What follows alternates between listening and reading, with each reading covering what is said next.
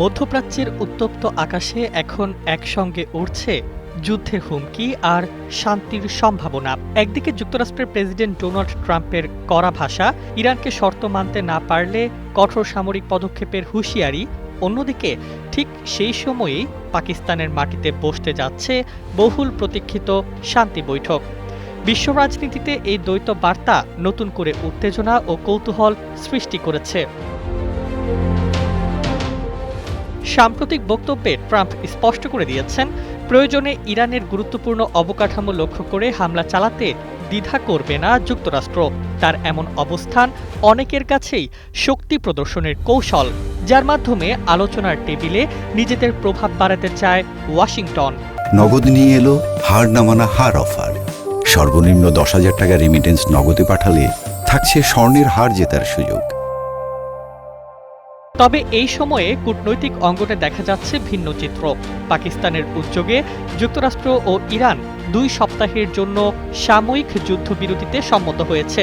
এই সময়ের মধ্যেই ইসলামাবাদে 2 দেশের উচ্চ পর্যায়ের প্রতিনিধিরা বসবেন মুখোমুখি আলোচনায়। মধ্যপ্রাচ্যের দীর্ঘদিনের উত্তেজনা প্রশমনের ক্ষেত্রে এটি একটি গুরুত্বপূর্ণ সুযোগ হিসেবে দেখছেন বিশ্লেষকরা। পাকিস্তানের প্রধানমন্ত্রী শাহবাজ শরীফের কূটনৈতিক তৎপরতায় এই বৈঠকের আয়োজন সম্ভব হয়েছে বলে ধারণা করা হচ্ছে। ইসলামাবাদ এখন হয়ে উঠছে এক গুরুত্বপূর্ণ কূটনৈতিক মঞ্চ, যেখানে নির্ধারিত হতে পারে যুদ্ধ না শান্তি, কোন পথে এগোবে মধ্যপ্রাচ্য। তবে বাস্তবতা এখনো জটিল। যুদ্ধবিরতির ঘোষণা এলেও লেবাননে হামলা বন্ধ হয়নি। এতে করে আঞ্চলিক পরিস্থিতি আরও অস্থির হয়ে উঠছে এবং শান্তির আলোচনার ভবিষ্যৎ নিয়েও তৈরি হচ্ছে শঙ্কা। অনেকেই আশঙ্কা করছেন, এই অবস্থা চলতে থাকলে আলোচনার প্রক্রিয়া ভেঙে পড়তে পারে। বিশ্লেষকদের মতে এই মুহূর্তে বিশ্ব রাজনীতিতে একসঙ্গে কাজ করছে 2 বিপরীত শক্তি, সামরিক চাপ এবং কূটনৈতিক সমঝোতা। ট্রাম্পের হুমকি যেমন সংঘাতকে উস্কে দিচ্ছে, তেমনি পাকিস্তানের উদ্যোগ একটি সম্ভাব্য সমাধানের দরজা খুলে দিচ্ছে।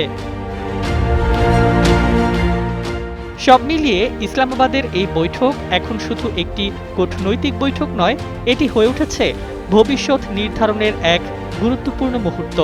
এখানে নির্ধারিত হতে পারে মধ্যপ্রাচ্য কি শান্তির পথে হাঁটবে নাকি আবারও জড়িয়ে পড়বে আরও বড় সংঘাতে।